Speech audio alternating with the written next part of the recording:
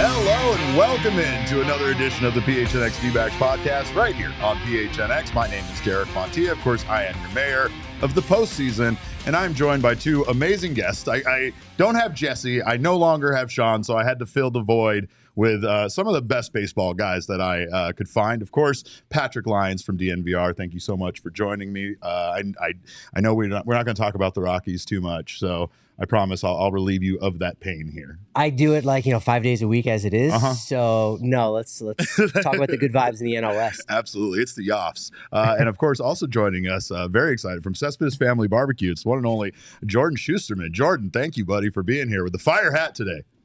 Oh, thank you. I mean, I'm here to talk about the Rockies. I don't know why you would invite me to talk about the D-backs, the most exciting team in the Yoffs. I'm glad that the Yoffs is a term we're really amplifying. This is one that I feel like Jake and I have thrown around at times without much momentum, and now we'll have to bring it back. I love it. No, we are all about the Yoffs here for sure. It is official. But again, man, thank you so much. Of course, you guys got the Baseball Barbecue Cast on Sirius XM, and I know you guys talk a lot about baseball nationally. Of course, we're always curious about the perspective nationally of the Arizona Diamondbacks. But what are your thoughts on this team, I guess, coming into the playoffs and now with the run that they've been on? Yeah, I feel somewhat vindicated because and maybe people who have listened to the show, for the last, all season can tell me I'm crazy, but I feel like I've been pretty consistent in believing that the D-backs were at the top of the NL wildcard melee. Even when they weren't always in that 5 spot, I felt pretty confident that they were the best team of that, Miami and Chicago and Cincinnati and San Francisco. I felt really good about Arizona. So in that sense, I feel vindicated, and I was excited to watch them in the postseason. But to see what we've seen so far, obviously, 4-0 is a different kind of story. So now it's kind of elevated to the point where I'm like, oh damn, did I underestimate this team as much as I was optimistic about them, coming into it? Yeah, we feel like we've even underestimated this team at times, obviously, just because we were trying to be realistic. We were trying not to let our excitement get in the way. But yeah, it does feel definitely like obviously this was unexpected. We knew that this team was capable of going on some runs at times, but I know you've seen a lot of this team. And, of course, it kind of is one of those things where it's like you don't really know at times which version is going to show up. I mean, they've been consistent at times, and then there's also been a lot of, just kind of, especially with the offense where they kind of come up missing. This offensive output so far in the playoffs has been shocking to me, to say the least. And it's against the Dodgers. I think that's probably the biggest thing that gives it a little bit of extra oomph. Not to take anything away from the Texas Rangers and what they've been doing so far for the Orioles, but you go, the Orioles are inexperienced, so that it's going to happen. There's going to be that hiccup. But for the Diamondbacks to be doing it against the Dodgers, Jordan, I imagine that's probably what takes that up a little bit of a notch. It's who it's against rather than just on its own. Yeah, I think it's a little bit of that. And I think the other thing about it, the D-backs fit into an interesting part of the extremely stupid discourse we've been subject to with regards to the off days and all that stuff with the one seed and all that thing. But the reason why I mentioned that is the D-backs looked like garbage for the last week. Yes. You guys know that. They looked terrible. And I know they were, to be fair, they were facing a Houston team who clearly knows what they're doing and knows how to show up when they need to. So it's not like but still, right? When you think about the momentum of coming into the postseason, that is the last thing that it felt like Arizona did. Now, once we get past that and we see the way that they've played and, comparing them to the other undefeated team in Texas, I agree with that. I think that Texas has been so impressive in a lot of respects, and they've benefited from some total, pooping their pants performances from both Tampa Bay and Baltimore. At the same time, you could say that the Dodgers have kind of done that in the same way, and Milwaukee in some senses with the way some of those close games went. But I've tweeted this a couple times, talked about it on our podcast. What's so impressive and so fun to watch about the D-backs so far is just how many different players in just 4 games have contributed. That is what is so awesome about this team. And sure, Texas has had, certainly on offense, a lot of different contributions, some bullpen arms step up. But the group effort of this team on both sides of the ball has just been so impressive and so fun, because it's allowed so many different players to kind of get the spotlight and allow the national media, the national audience to be like, wait a minute, who's this guy? Oh, wait a minute, who's Gabriel Moreno? Wait a minute, like, whoa, Lourdes Jr.'s on this team now. Oh, here's this Kevin Ginkel giving us 2 innings. Like, that's been, I think, the most fun part about watching the D-backs so far. And I think for us, that's been not only fun because we know these guys and it's great for them to get that attention, but I think it's also the reason why we've known this team has had success all season long. Obviously, Corbin Carroll has been doing his thing, and he's the name that a lot of people have become familiar with. But it does feel at times like this team gets contributions from different parts all the time, and like it's because of that you're not going to see some of these guys have incredible numbers that jump off the page at you, but what you never know is when Christian Walker is going to have a 4-for-5 night with 2 home runs, and it feels like that could be at any time. And it also feels like right now during the playoffs it really is a different guy every night kind of doing the thing for this team. Yeah, and the other thing I would say is, like, I think about a guy like Alek Thomas, who I think, in the grand scheme of things, I think there's reasons to be somewhat disappointed with the production that he's kind of delivered overall, considering his prospect type. But to even have one moment on offense, that homer in Milwaukee, like, that is such a big deal. And like that, because at this point, we don't care what your OPS plus was, right? It's can you do something for me right now? And basically every single player on this D-backs roster has already done something in these 4 games. And that's just so cool. That is not to mention the fact that you do have those stars that have clearly shown up in the form of Gallen and Corbin Carroll. The 14-pitch home run in particular is one of those moments that you go, okay, that's for the highlight reel when you're getting into the World Series and getting the veteran clutchiness of Evan Longoria in game 1, getting that start when he was only in the lineup, I think 2 of the final 12 games of the season. And you go, all right, everyone's kind of doing it. You're not relying on one singular player. And that's kind of the recipe, it feels like, for a team that goes on a deep run in the postseason. Oh, 100%. I mean, Alek Thomas, right? So he has a homer against the Dodgers too. I mean, how many homers did he have in the last I don't know, a month or plus? Like, not he has very 2 many. in back-to-back postseason games. Like that's the thing. And clearly there's a reason he's still in there. He's a marvelous defender in center field. Like, absolutely. I understand that there's still value that he can give you. And I'm not trying to bury him as far as a hitter at the major league level moving forward, but it honestly, in some ways, it kind of reminds me of like the Trent Grisham moment we had with the Padres in the postseason not that long ago, right? Like, same kind of thing, where very talented, and Grisham had showed more, I would say, at times offensively during the regular season as a big league hitter. But, you're pulling up the Alek Thomas stats and you're just like, really, this guy's beating us? But you don't have time to even analyze or speculate on that. It doesn't matter. Like, those 2 home runs, he could go 0 for 30 for the rest of the playoffs.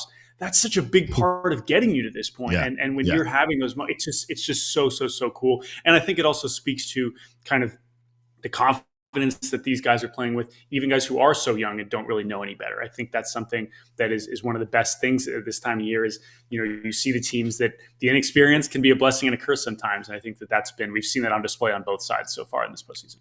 Alek is such a good defender that at times we absolutely say, like, we're willing to forego his 0-4 nights and things like that because he makes it look so effortless in center field, especially at Chase Field that has the weird porch and just all the different kind of dimensions that are unique to Chase Field. But the thing about Alek Thomas was we just wanted to see him be more patient because we felt like in a lot of those bad at bats, that's what was lacking. I mean, obviously there was times where, there's a lot of mechanical things, how open his swing is. There's a lot that, could be critiqued at times, but it really felt like the lack of patience. And then it's wild that here we are talking now about him having a franchise record as far as the most pitches taken in that bat that resulted in a home run. And it was this huge moment in the playoffs. Oh, and I'm just doing some little game log stuff back here. 2 homers in his final 52 games of the regular Oh my season God. with the 580 OPS. And Wow. then it's like, guess who doesn't remember any of that? Yeah. Every Yeah. single person watching this, right? It's like, Right. who cares? Alec Yeah. Thomas is Mickey Mantle. Like, what difference does it make? Like, that is the beautiful thing about this time of the season. Now, of course, as the games get more important and as the stakes rise, and they still have to beat, like the Dodgers could easily win 3. Like, they have a long way to go here, right? And as you advance in the postseason, you become, more hypercritical of every player. Now it's like, oh, Thomas goes over 4 with 3 strikeouts. You're like, oh, what happened? It's like, okay, Yeah. like you can't have it all. We can't get too greedy here.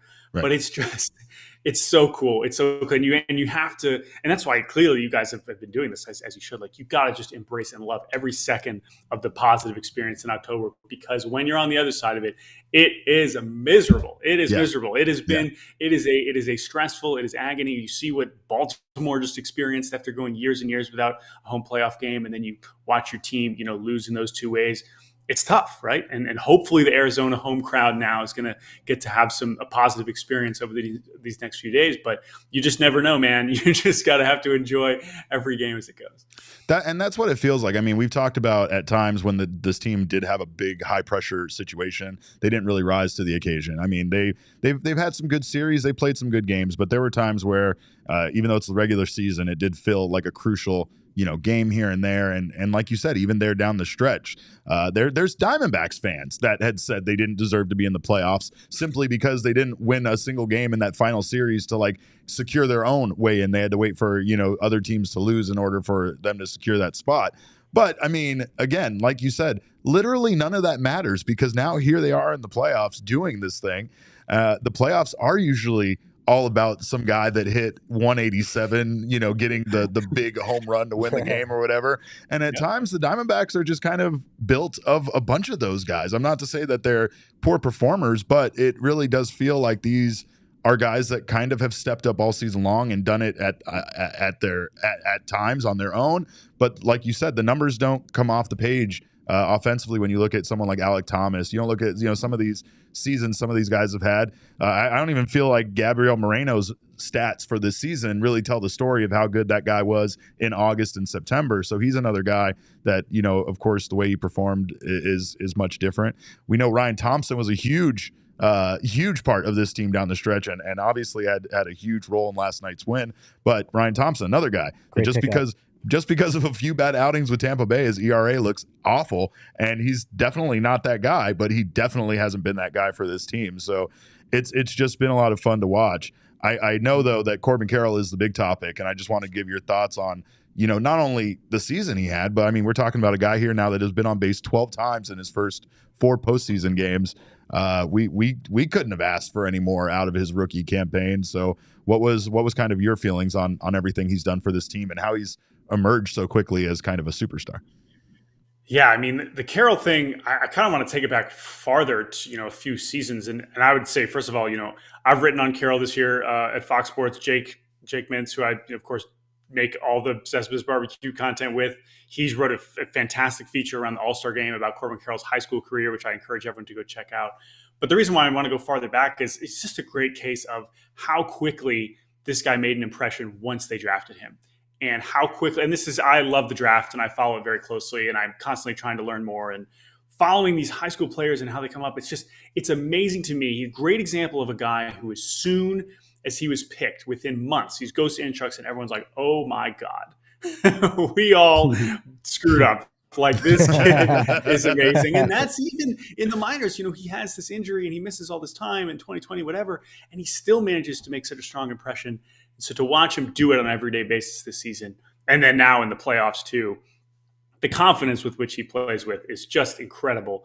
And just the skill set from a guy who is just not very big. Being around Corbin Carroll personally, you guys have known this too. It is insane the degree to which he is able to produce power specifically. It's freaky. There's very few other hitters like that in the league that I can think of. And just so impressive. And on top of the fact that, with the new rules and the way that he can impact the game on the bases is just so much fun. He's the perfect player for, this era of baseball. And he came along at the right time, and we have a ton of rookies in this postseason that have been amazing, and he's been the one, honestly, as weird as it says, he probably is the one with the most mainstream attention compared to some of the guys I would even say in Texas, compared to even Royce Lewis. Like, people know who Corbin Carroll is now, but there's not enough that we could possibly talk about how awesome he is. And it really seems like as he goes, the Diamondbacks go. We've seen it all throughout this postseason. We saw it during the regular season, and right before the All-Star game, when jacked his shoulder up just a little bit, he sort of went into a little bit of a slump. So did the entire Diamondbacks team. I think it's one of the reasons why, he'll probably get some MVP consideration, somewhere in the top 10. I'm kind of curious from your take on this, Jordan. So I'm a National League Rookie of the Year award voter. My vote's already in. Do you think Corbin Carroll will be a unanimous selection as the National League Rookie of the Year award winner? It's funny you ask. I too am a National League Rookie of the Year voter, so my vote is also in. If Jesse was here, I would be the only one without a vote. So let me ask you this, Jordan. Would you have asked me that question about the unanimous? Logic puzzle. Honestly, I feel like it's pretty likely. I don't know if that's a hot take. I don't know. I know we're supposed to wait and not comment too directly when we are voters, but I think people have expected, and let me tell you, this was a tough. I can't speak too much on it. It was hard. But I am looking forward to discussing it once we get there in November. But yeah, it's a historic rookie season. Like, he has been beyond sensational, and it's cool too, because it takes a lot to kind of go wire to wire, Yeah.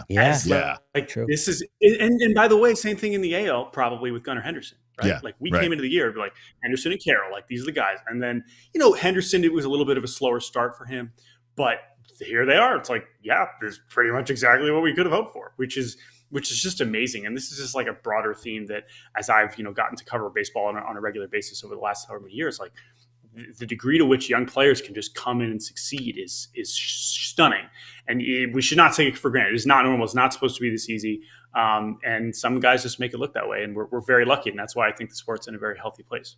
Yeah. Carroll would be the first Rookie of the Year award winner in Diamondbacks history. Yeah, and not only that, but like he said, I think we've had all season long. We've kind of felt that same way. Like, we've almost crowned him, out of the gate. We were, jokingly, we were like, he's going to be the Rookie of the Year. We're putting our money on it, all of that.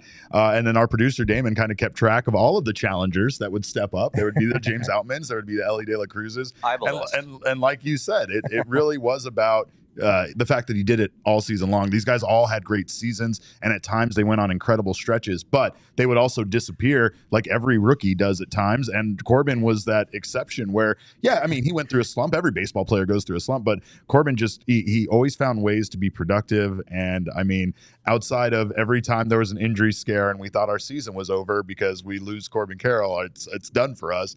It felt like he just was always there producing and just always doing a great job. Like I said, even when he wasn't having a great night at the plate, he would find a way to get on and manufacture runs and create that chaos that we talk about on the baseball. Yeah, I remember I wrote, so every week at Fox this season, every Thursday, I did just kind of like a what we learned piece, looking at one thing from every division. And I remember in early September, I was like, man, feel like Corbin Carroll hasn't really done much. And I kind of dug into it. And really, it was just like he hadn't hit any home runs. He was still doing right everything that was Corbin Carroll, but for whatever reason, he went through like a month where the power was just down. The numbers were still pretty good. And it was just a great reminder of like, oh, he's still getting on base. He's still stealing a ton of bags.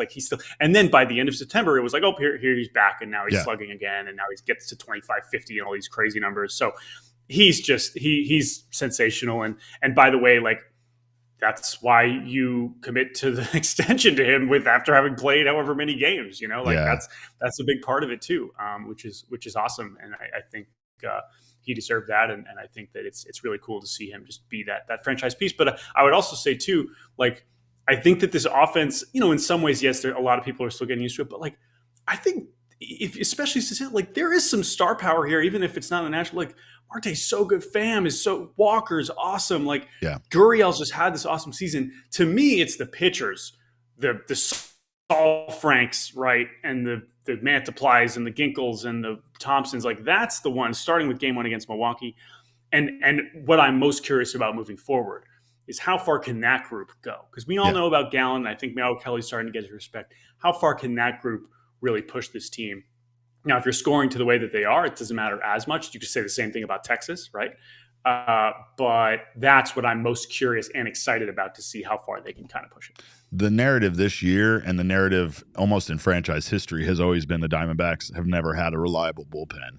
And to be honest, this bullpen that we're seeing now, through trades, through acquisitions, picking up Ryan Thompson, calling up Andrew Saalfrank, getting Paul Sewald through that trade with Seattle, this bullpen is not the same bullpen that it was early in the year. And it did take a little time for the pieces to come together. It took a little while for Torey Lovullo to really figure out who he could rely on. Yeah. Kevin Ginkel is one of the only guys that's been there all season long and has been performing at that level, and has been a guy that Torey has known he can count on. But it's not to say they don't have other good arms. It's consistency and reliability. They just couldn't have asked for more out of a guy like Ryan Thompson or Andrew Saalfrank. I know he struggled a bit last night, but still, he's just been very good for this team. And it's just been so fun to watch, so much so that it feels like the Diamondbacks broke the playoffs. Because like you said earlier, there is this national story now, if you will, or just discussion happening about the playoff structure and should it be changed and should it be this and should it be that. I mean, it was something that we talked about that the Diamondbacks needed to take advantage of, because baseball is a game where you can't just take a week off and then pick back up and be as good as you were. You just can't. You're like, the human eye literally needs time to adjust to a 95-mile-per-hour ball coming at you without flinching again and things like that, right? Like, I mean, there's just so many little things, but like, it's the reason why coming back from an injury or a guy coming up to the major league level or anything, it takes time. It takes a while. Like, fans get frustrated and impatient fast. Oh, this isn't happening fast enough or whatever, right? But it's part of baseball. So it was something I knew the Diamondbacks, if they could kind of stay hot, if they could just at least stay in the baseball mode versus those one seats like the Braves and the Dodgers having that time off, that it would be an advantage. But it's like, now people are just figuring that out, that taking time off from baseball isn't the best thing, especially when you may have clinched your division like a month before the end of the season. Yeah. I mean, I think if there are a lot of things that are kind of true at the same time here, right? Like, sure. I totally agree with you. Like, I am receptive to the idea that the layoff is too long and that it could maybe be contributing to some of these things. But I mean, it's not like we don't have. First of all, we're dealing with a tiny sample of stuff. Sure. Second of all, we just saw the Astros deal with this and it was fine. They kicked everyone's ass and might do it again, right? Yeah, absolutely. We're still dealing with that, like that. And then the other part of it is like, okay, so you really, like, first of all, where does Milwaukee and Tampa Bay follow this conversation? You think they wouldn't rather be still hanging out and having a chance to at least even come back down from 2-0 a week into the postseason instead of being upset immediately? Like, and as we just said, it's like, okay, is the D-backs getting to play again after they looked like crap immediately? Like, was that an advantage? Same thing with Texas. You know, they got to bounce back even though they got embarrassed in game 162. Yeah. There's so many layers to it. And the more you talk about it and the more you go, it makes you realize, hey, guess what? None of this is ever going to be perfectly fair. The bye is still a bye. You still have to win 2 fewer games. Like, no manager is going to be like, I'd actually rather have to win 2 more games and have to travel all these things. No, like, they're not going to say that. Is it a perfect system? Is it the layoff maybe too long? Yeah, possibly.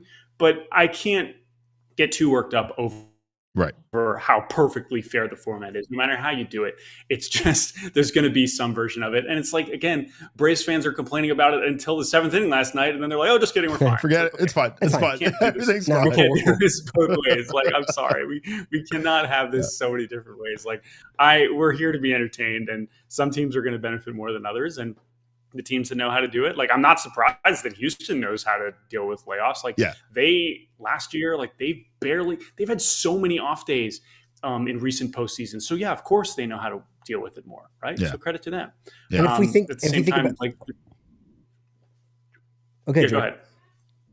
Oh no, I was just gonna say, like, if you just like reverse engineer, like, how did we even get to this place? There was a point in which if you're just the 4th best team in the game, if you're a wild card, you just get to go right in and you're hot.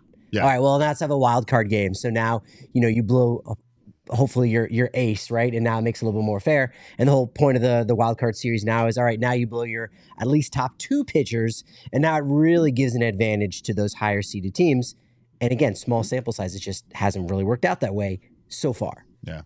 Yeah. And I'm receptive. Like, believe it or not, like John Smoltz had a decent idea the other night saying that start on Friday, right? That's yeah. I'm open to that. I know the travel is complicated for a lot of these situations, but it would make it feel like the regular season for the team that's waiting, and also maybe put the team coming out of the wild card at more of a disadvantage. But again, too, it's like, listen, if you're so good, like, if you're the Braves and you're the historic offense, like, you shouldn't be getting shut out at home under any circumstance. So Yeah. I agree that, like, it's not that it's not.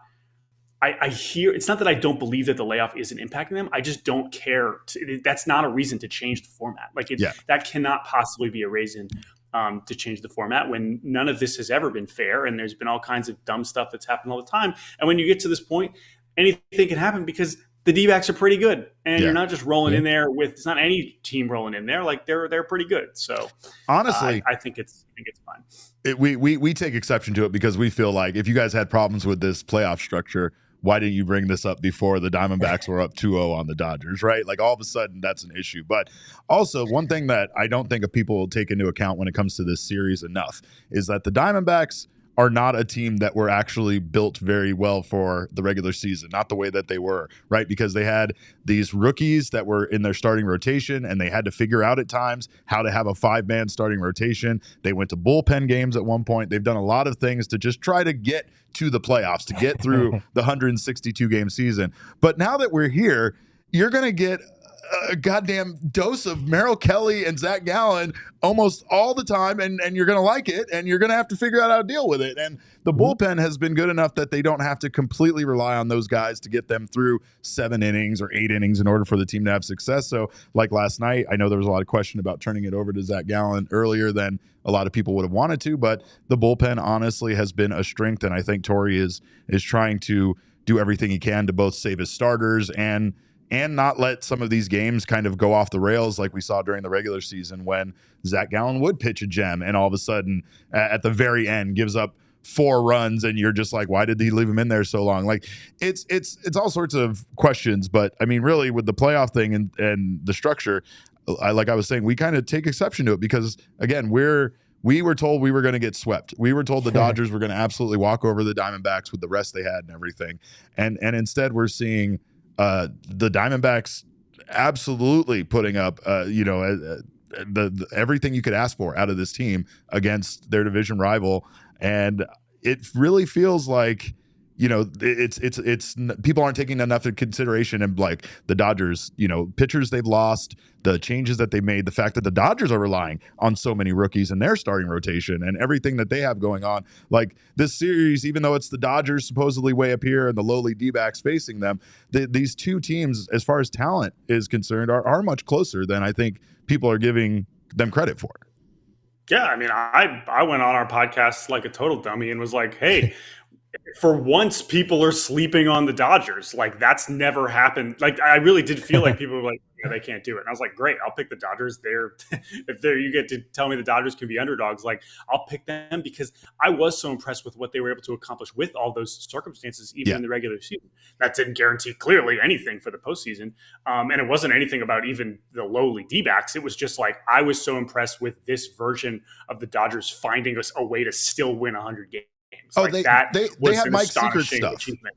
They have some 100%. Sort of secret formula to make Lance Lynn into suddenly a Cy Young contender once he joined the team. We joked that was going to happen, and then that exact thing happened because the Dodgers just seem to be such a well-run organization that when players go to that organization, they thrive.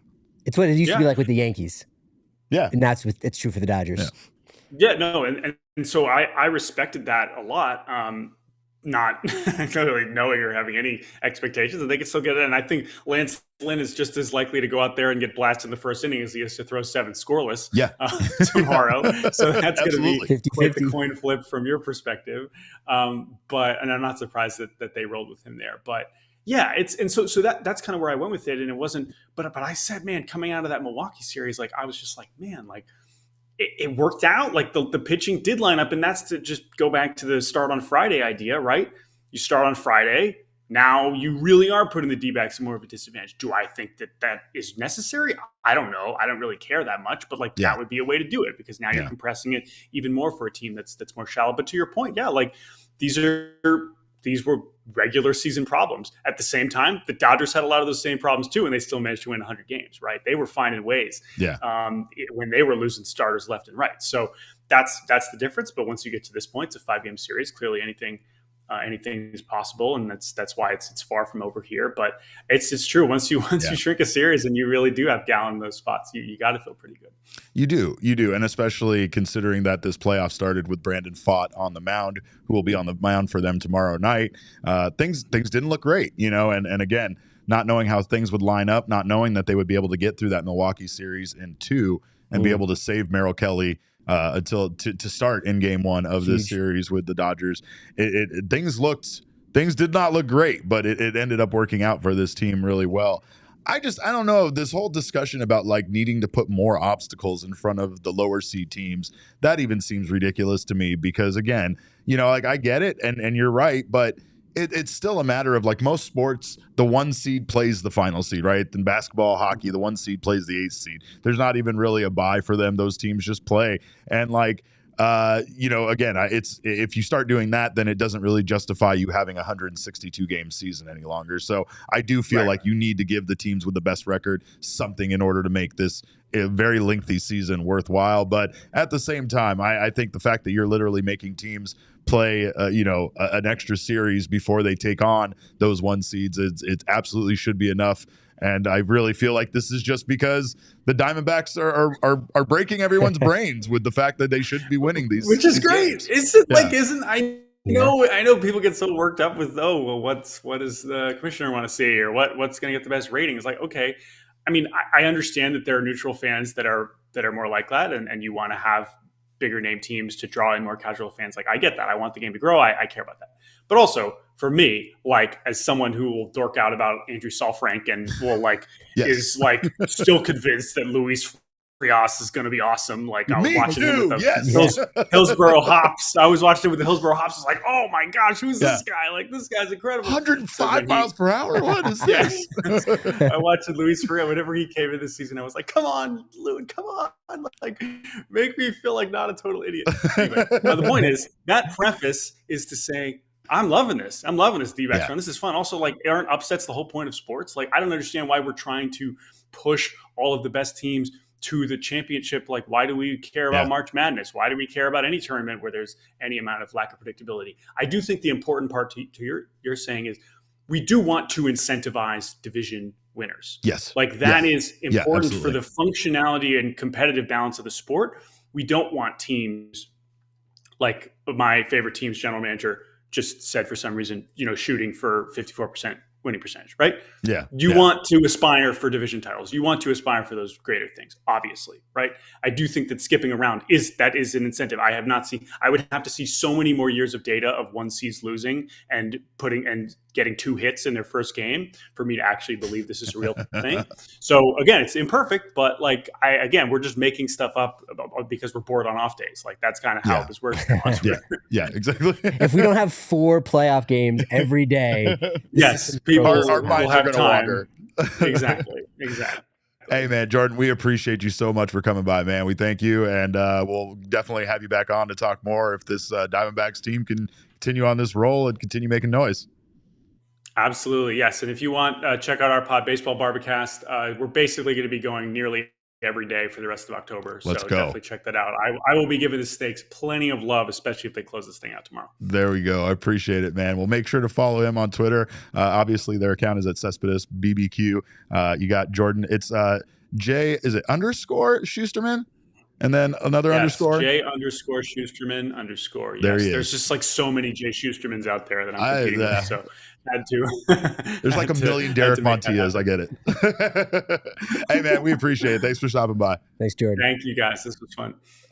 Hey, and great. I love that. That hat was fire too, by the way. Yes, I mean, it was an honor of you. I packed one, and I was like, you know what? We can't have 2 Colorado baseball teams. I get it. On the set at the same time. Yeah. So I'll stick with this I one. appreciate you being humble about that, but we could have some more D-backs playoff season shirts on this set, by the way. Make sure to get your official PHNX D-backs playoff season shirts at the PHNXlocker.com. We have a wonderful variety of shirts over there that you can grab, including our brand new wagon shirt, because this team is a goddamn wagon. Get on it. So get on that. Of course, we thank you guys for being here in the PHNX Sports YouTube channel. Make sure to subscribe to the channel if you haven't done so already. Sign up for notifications. That way you don't miss when any of our wonderful shows go live. And leave us a little thumbs up. It's our attaboy. We always appreciate you guys smashing that like. Where's Gabby? Let's get Gabby in here to smash that like button. I don't know if he's still around. And the more shirts that you guys buy, the more new tees will come up. Like I was thinking, Jordan said, I love this. So it's like, okay, Arizona Diamondbacks, I love this. Yeah. How about that's a shirt? Let's make that. How about a we're fucking dangerous shirt? Yeah, I mean, if you guys so this is your mission, chat. If we get enough wagon shirts sold, we could potentially find ourselves in a spot where we can get a we're fucking dangerous shirt made as well. Yeah. So it's on you guys. It's on you guys. Yep. And it's already started, but we'll go ahead and do this in the chat. What are the Arizona Diamondbacks? Drop what the Arizona Diamondbacks are in the chat. We always love when you do that. Fill in the blank. Fill in the blanks. The Arizona Diamondbacks are a blank.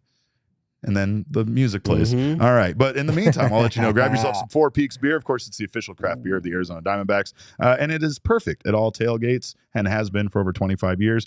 Make sure to check out their pumpkin porter, which is delicious. And it is only around for a short amount of time. It's this fall season. It's pumpkin season. So get your pumpkin porter. It's back on the shelves and in draft lines throughout the valley. So don't miss out on that. Of course, we celebrate victories around here with the Joy Bus Wow Wheat, but you can celebrate with whatever wonderful Four Peaks beer you choose. Mouth is literally watering right now. I know. You're hearing you talk about that. Yeah, it's hard not to have one. When I don't have one here on set with me, people start asking if I'm okay, if everything's all right. Do you guys want a couple beers? Yeah, no, no, Damon. See, you're a bad influence. He's got a look. He has a look. No, we have work to do. We have a lot of work to do. And he thinks if I get them, yeah, no, it's a good move. It's a good move. Because if he gets one for himself, he's just a selfish rat bastard, and he knows it. But if he gets one for us, now he's kind-hearted. He's the people's producer again. It's called the Four Peaks Shimmy. Yeah. You offer it to your friends because you want one. The Four Peaks Shimmy. Yeah, don't forget that. I just love myself a nice ice-cold golden lager. Yeah, no, I know. It's the unofficial beer. Oh, yeah. It's the official beer of baseball. We've determined we can call it that because baseball's not like no one owns the baseball. Lowercase b baseball. Yeah, lowercase b. And there might be like 3 L's. It doesn't matter. But it doesn't matter. It's fine. The official beer of baseball. That's right. So you can visit fourpeaks.com/locator to find all your favorite brewery tours and events, Stein Holding, Oktoberfest, and haunted brewery tours over at the 8th Street Pub. That's cool. Yeah, I've been telling the people the ghosts make the beer at Four Peaks, and I'm not sure if that's legal. I'm not sure about like ghost labor laws or whatever they have going on. What is the minimum wage for a ghoul? I mean, what do ghouls get paid these days? Room and board. You get to stay here without me calling Peter Venkman on you. That's true. That feels like you're being good to the ghost. You know, feels like they should unionize. Oh, God damn it! Labor is going to be difficult. Are you saying like ghost labor is like an internship? Like, look, we'll give you a place to stay, and you could walk around in the middle of the night with your chains on, as long as you're brewing during the day. Yeah, exactly. Four Peaks. We'll pay you. We'll pay you an experience. Is what we'll pay you. Yeah, in. Right. Yeah. So that's fair. Yeah, check out Four Peaks Brew, Four Peaks Pub. Don't tell them I told you about the ghosts because I'm sure they won't like that. But keep up with the latest at Arizona's hometown brewery at Four Peaks Brew and Four Peaks Pub. Must be 21 or older to drink Four Peaks, and please drink responsibly. Right now, Jesse Jr. is not on set, but you just can't see him. You saw him there a little while ago. He disappeared, but we have all of our wonderful little Foco bobbleheads down here on our set, and of course, Foco is the one place where you can buy all of your favorite decorations that are going to make all of your friends jealous because they're going to see your bobbleheads and they're going to be like, wait, where'd you get that one? Where did you get Cattell rocking a snake? I missed that giveaway day. And you're like, it wasn't a giveaway day, son. This one is one of 63, and I got it at Foco.com. Yeah, they run out. They sell out. They do. They have a gotta get them now. Numbered. Yep. And I mean, that's honestly, though, doesn't that make it better knowing that your little piece of artwork is one of a limited amount of that's out there? They even like handwrite the number on there. So a real person actually did that. So it's officially official. It's officially official. So Foco, again, leading manufacturer of sports and entertainment merchandise with a product line that, of course, includes all this wonderful stuff, apparel, collectibles, novelty items, all that stuff. So, of course, make sure to check them out. Foco always has our back for Arizona sports, even when those other manufacturers don't. You know what I'm talking about. You know when you go to those websites and they have the Dodgers and the Yankees and the this and the that and the Cardinals, and that's it. And you're like, 8 teams? You chose 8 teams and somehow the Tigers made it in there? What the fuck? All right. So, yeah, make sure to understand that Foco.com always has your back for Arizona sports. Get the best gear around by visiting Foco.com and using our code of PHNX. For all non-presale items, use the promo code PHNX. You'll get 10% off. So make sure to do that today. Do you know they have overalls too? Yeah, I saw the PHLY guys got overalls. And Ooh. I saw that they were also stuffing beers. I think they fit 13 beers into those overalls. That's a lot. Yeah. And then Jamie Moyer went out and threw out the first pitch of the Phillies game wearing the exact same pair of overalls from That's Foco. electric. Yeah. That's electric. It's cool. Well, they had their hands full with the Atlanta Braves up there in Philadelphia. And we have an updated playoff bracket here to kind of discuss what's been going on here in the playoffs. Again, Twins and Houston Astros and the Phillies and A's. Those are the series right now that making a series out of it. The Rangers could close out the Baltimore Orioles, and the Diamondbacks could close out the Dodgers.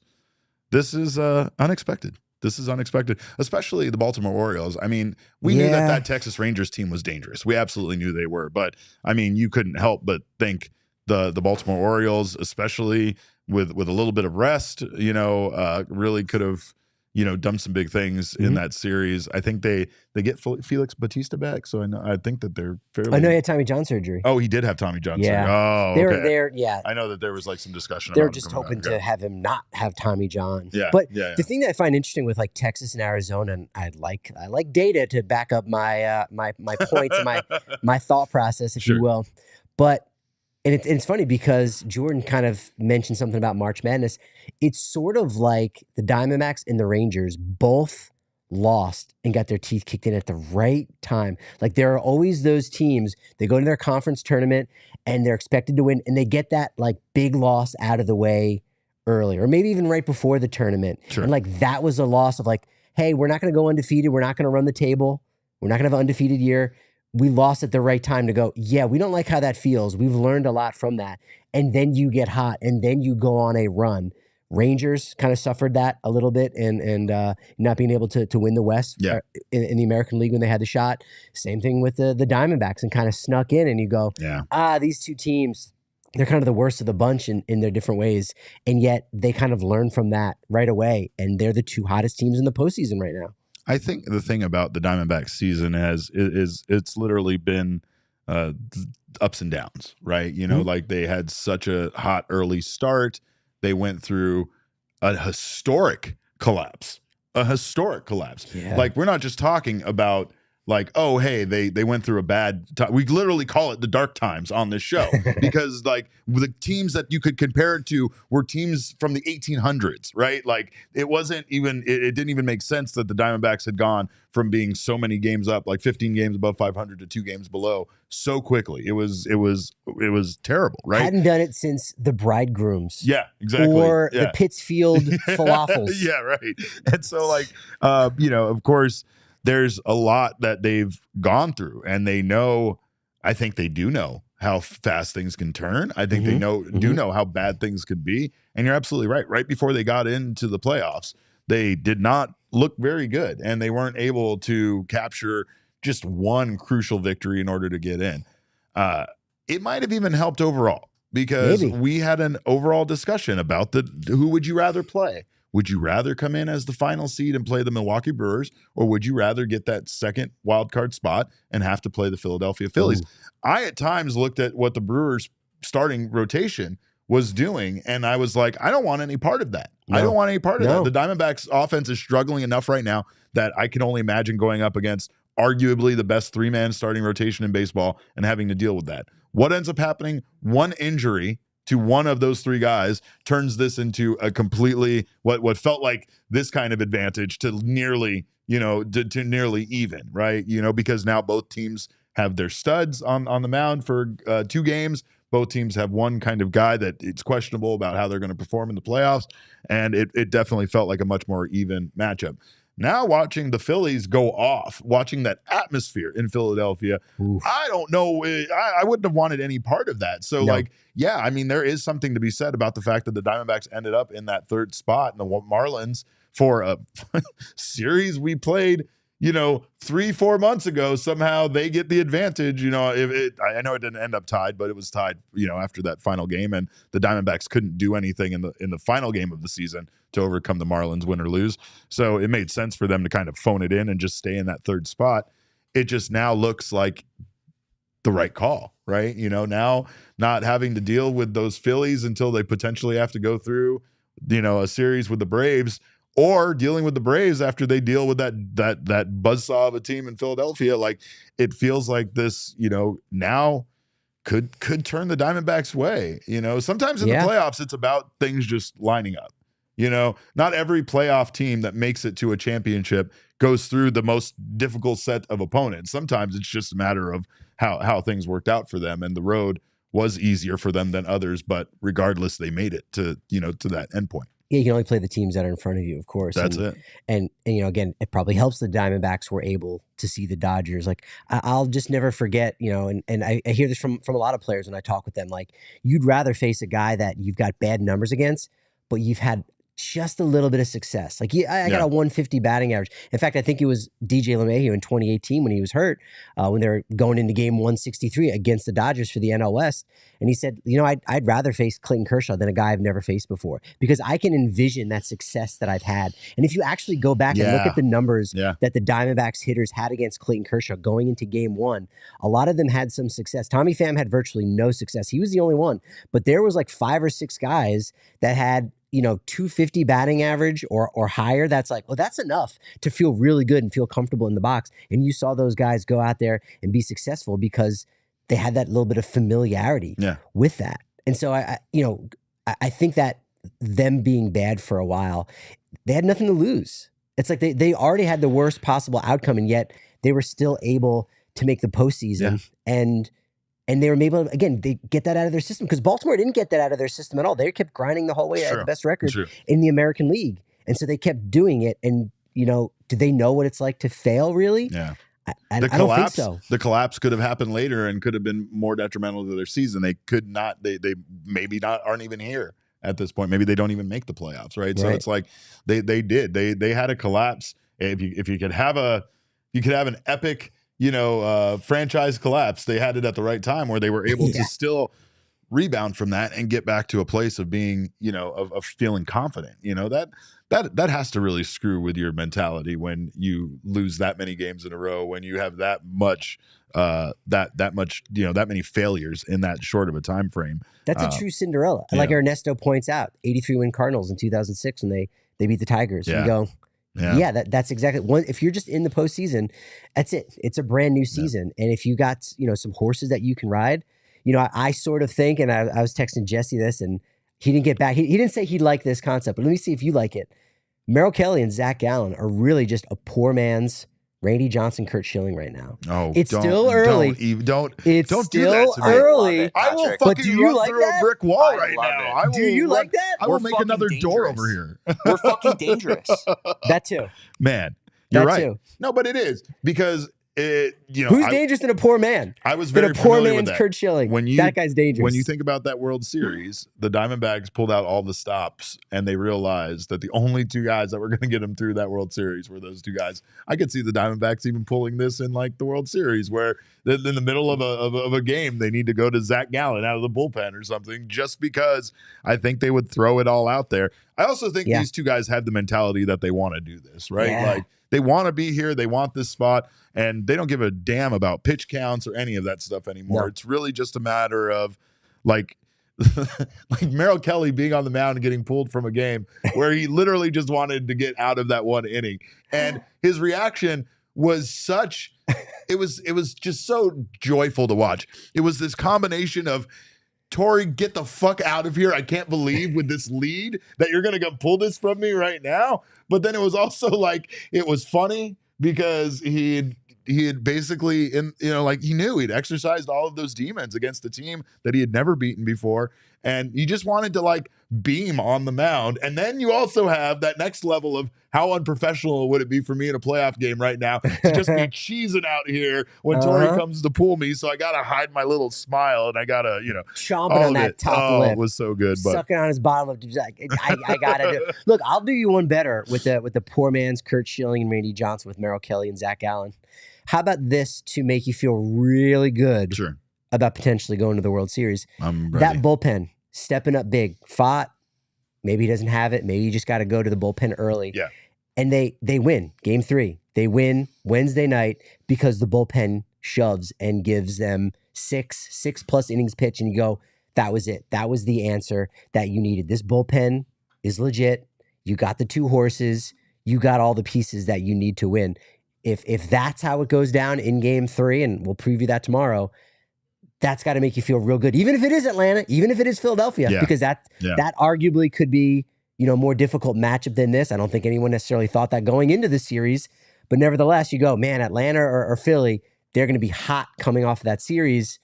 But if you got Kelly, you got Gallen, you got those horses, and you got a bullpen that has proven itself in that Game 3, again, I think that's a recipe for maybe punching a ticket to the World Series. I love it. You still got to win in 7 in the NLCS, but man, that's got to make you feel good.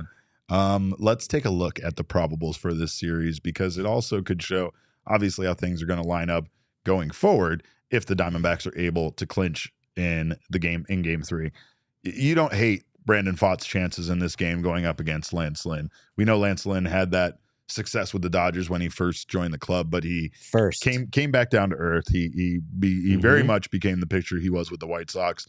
And I feel like at this point, the Diamondbacks have the advantage here as far as the bullpen, their bullpen, not putting in nearly as much work as the Dodgers bullpen has had to put in the first 2 games of the series. I know they had the layoff. I know they were well rested, all of that, but I don't know. It's kind of like me right now.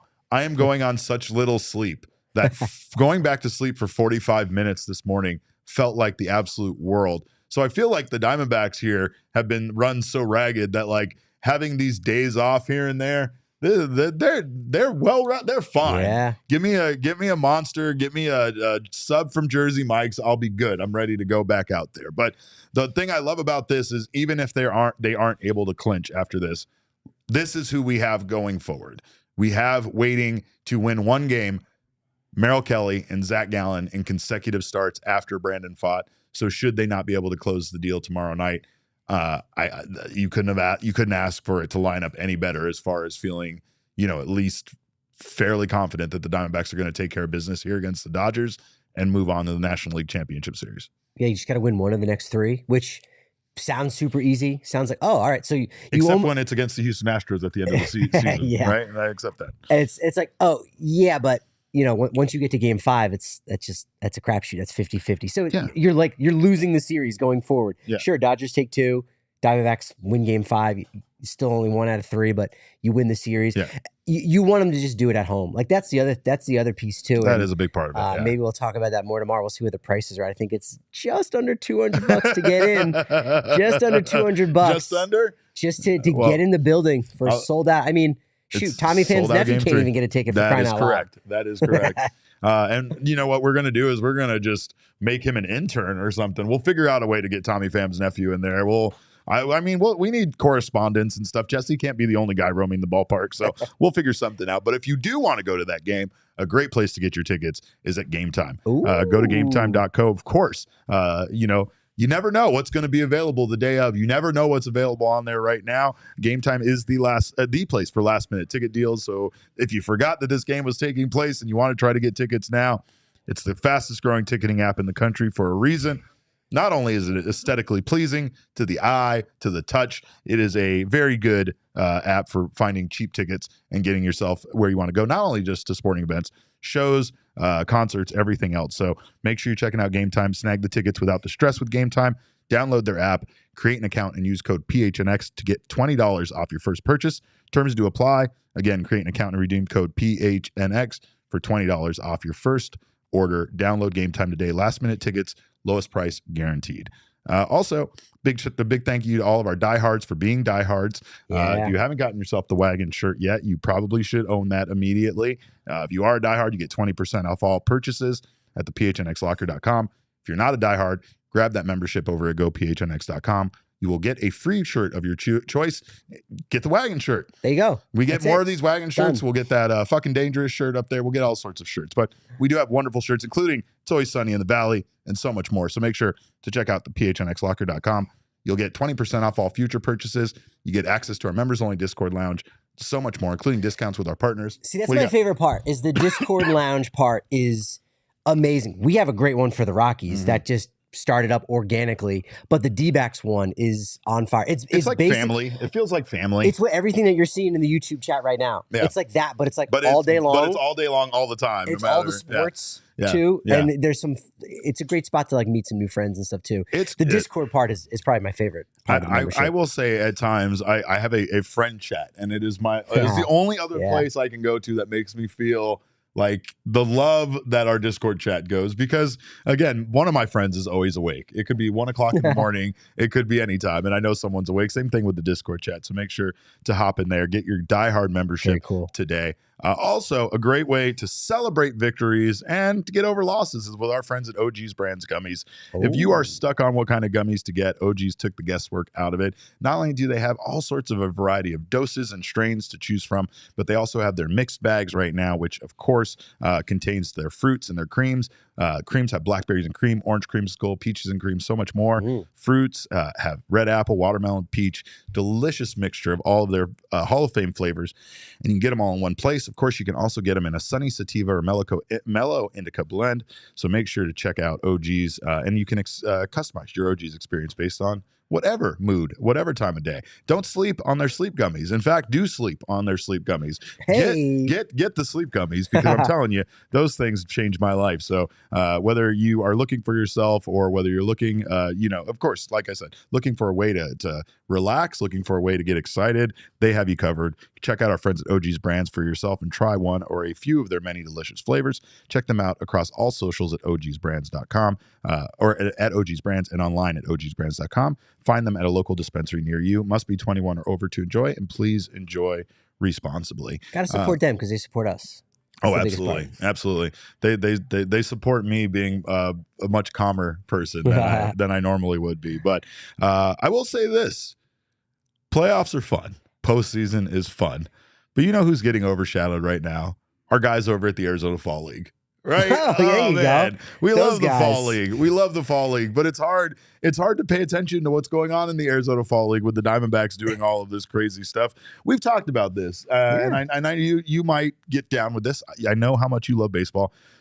Arizona really is baseball nirvana. It is the one 100%. Place where you can just literally get baseball of different levels, of different skill levels, different professional levels, and you can get it almost all year long. It feels like baseball never goes away here between spring training, fall league, regular season. But absolutely, Arizona Fall League is a bit overshadowed right now with everything fun the Diamondbacks are doing, but it's still an absolute blast to go out and attend, and it's really cool to see the future of all of these organizations all playing on these teams. It's the first time in 6 years that when you say, baseball in Arizona in October, you don't think the Arizona Fall League. Yeah, right. It's like, no, Diamondbacks. No, we're talking about playoff baseball. Yeah. Oh, yeah, Salt River Fields, the Diamondbacks prospects. No, just the Arizona Diamondbacks are playing. The actual Arizona Fall League. It's the opposite of spring training. It's like when I landed and the temperature, like something about the temperature and it was in the air of like, oh, this feels like spring training. And it is like a type of spring training. It's spring ending in a roundabout way for these prospects.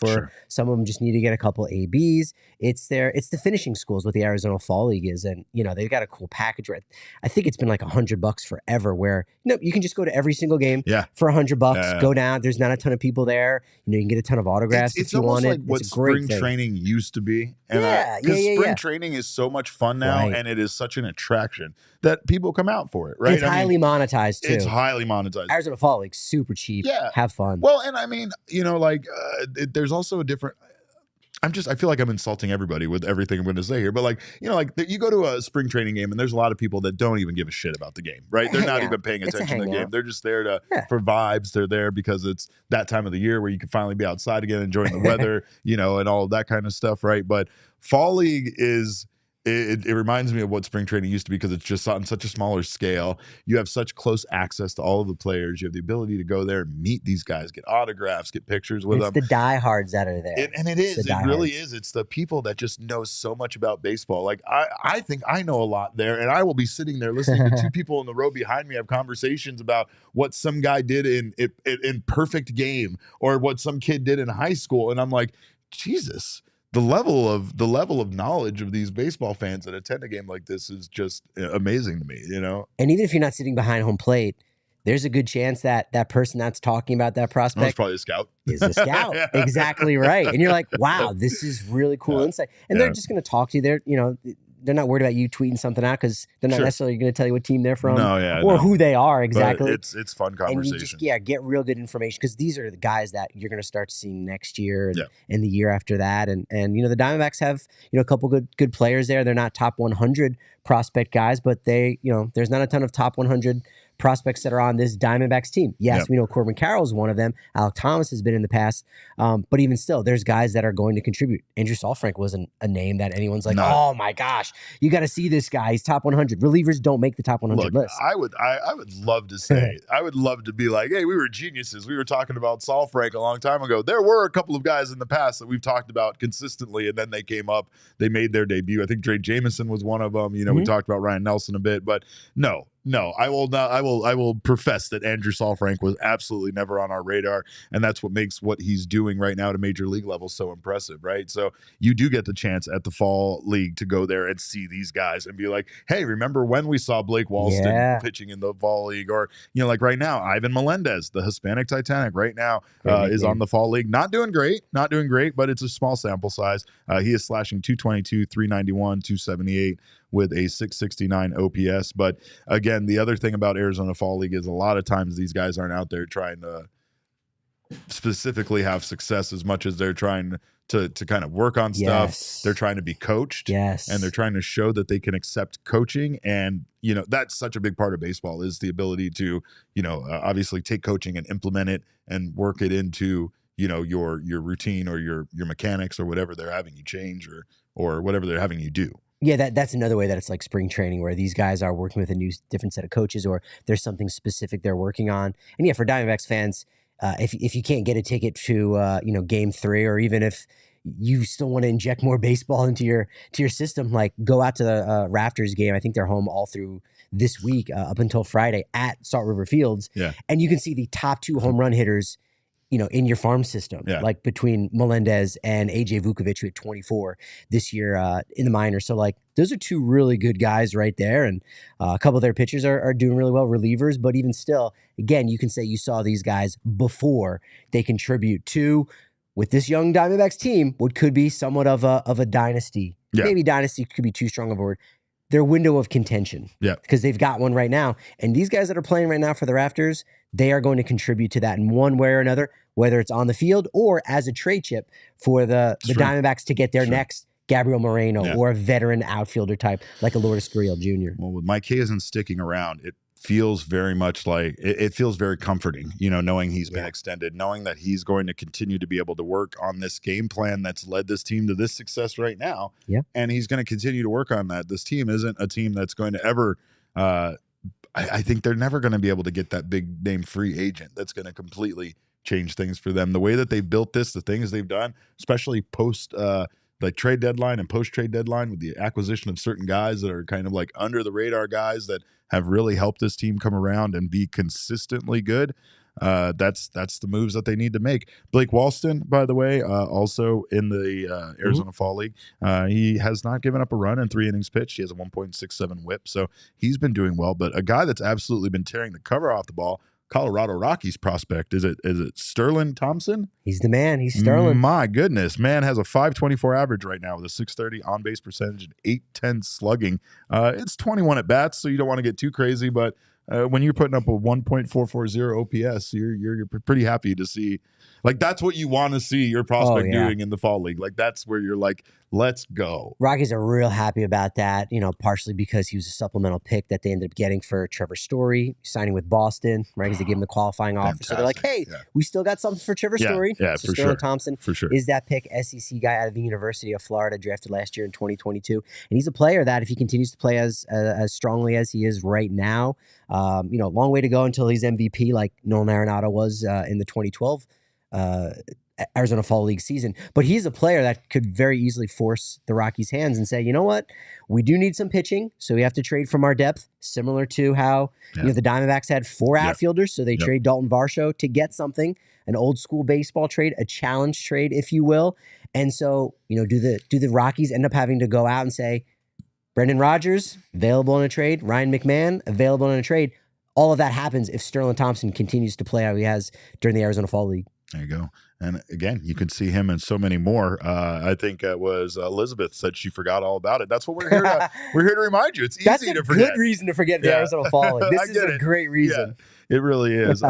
Josh Hunt says he's showing up to Fall League in a polo with a clipboard and a stopwatch so he can get treated like royalty. I have a funny story about that. That's the move. I saw like some content creator do this like as a joke where he was recording and he had like a lav mic on and like he was like fake like scouting kids. But it was at like a little league game. Yes, and my former JV coach was the guy who was arguing with him, who walked up to him and he didn't know the guy's like nephew, my coach's nephew. Yeah. But he was telling my coach nah, he just doesn't. Your kid just doesn't have it. He's trash. Yes. And my former coach, who I love, was a great guy, hilarious. Was freaking out, getting so mad at him, and they had it all on video. It's insane. That's awesome. I have seen that. That's funny. But yeah, you get away with that at the Arizona Fall League. That's right. Look, if you act like you know what you're doing, if you have that swagger and that confidence, could open a couple doors. Who knows? I mean, I'm a mayor because of that exact reason. That's how I became a mayor. People keep asking, like, how did you become mayor of these things? There wasn't a mayor, and I just appointed myself. Derek just acts like he's supposed to be in all these situations, and everyone's like, yeah, he kind of is. Yeah, right. I mean, mayor of postseason. I just declared that, and I mean, no one has told me otherwise. Josh also said Fall League takeover when? Let's do that for the Fall Stars game. Maybe a little home run derby action for the Fall League. That was fun. We did it last year, so we'll have to run it back again this year. So make sure we will get that going on. But of course, we thank you guys so much for joining us. Thank this guy for being here because of course, Sean abandons me, but I have pinch hitters too. I'm not the only, the Diamondbacks aren't the only ones with a deep bench. I also have a very deep bench, but of course, appreciate you being here, man. Of course. Make sure to check out while you're here, Illegal Pete's. It's our go-to spot. It's our go-to spot in Denver too. Is it your go-to spot? We got one right down the street. That's right. Strongest. Are their margaritas the strongest in Colorado, just like they are here? They're great. Got to know. Love when that's your calling card. Do you? How hard do you guys go on the reverse nachos? The reverse nachos? Okay. Explain. Please? Reverse nachos. It's basically all of the toppings, but you get it in a bowl, chips on the side. It's like a mega dip.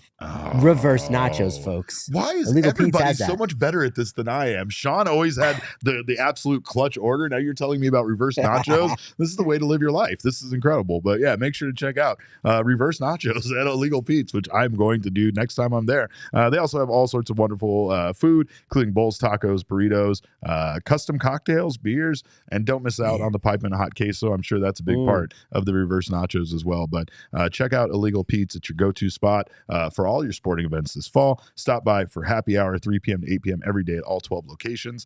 Illegal Pete's, the go-to spot for burritos, buddies, and beer for 28 years. And of course, yes, we want to make sure that you guys are all have your homes decorated well, have your spaces basically in an area where you want to be there all the time. And a good way to do that is with a wonderful neon sign from our friends at Saturday Neon. It's a company started by 2 friends and former college roommates that make officially licensed collegiate LED neon signs. From Colorado. That's right. From Colorado. That's right. And of course, Colorado, a lot of fun things happening with Colorado collegiate sports right now. So, I hear that. You hear. Yes. I've been told. And they do have officially licensed merchandise for 19 select schools, including Colorado and Arizona, Alabama, Wisconsin, and many others. So make sure to check them out. They make great gifts this holiday season. They're so awesome. They are. They're beautiful. They glow. They glow amazing. differently. They definitely glow differently. And they're made with high quality materials, and they're also backed by a 2-year warranty. So I know a lot of people, especially online these days, are hesitant to buy something that might break the minute that you get it. So don't worry about that with Saturday Neon. You can go to SaturdayNeon.com and use code PHNX for 10% off your order. They will give you free shipping for all orders over $200. Well, we have to go over to Chase Field because today is workout day. Have to. Go talk to Corbin Carroll. Go see what's going on with this Diamondbacks team. And of course, we will be back here tomorrow with our pregame show prior to Game 3 of the NLDS, and then we'll be back 10 minutes afterwards with our postgame show. I'm going to see how much I can get this guy to stick around with me. I know he's here to do work, but I'm just going to I'm just going to convince him not to do that. Just come join me on the show. But of course, we thank you. You can follow Patrick at Patrick D Lyons on Twitter. Patrick D Lyons, not to confuse with the B or the C Lyons, of course.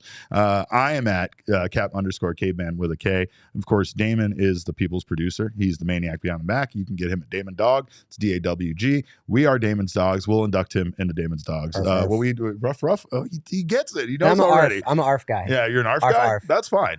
We dig it. We respect it. I like that. Everybody's got to have their own.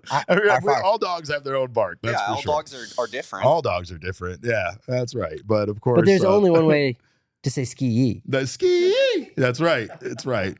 See, Patrick is going to be a fine. He's going to be a fine replacement for Sean. I'm not letting him go back to Colorado. But we appreciate you guys for checking out the show. Of course, all roads do lead to at PHNX_sports on Twitter, Instagram, and Facebook.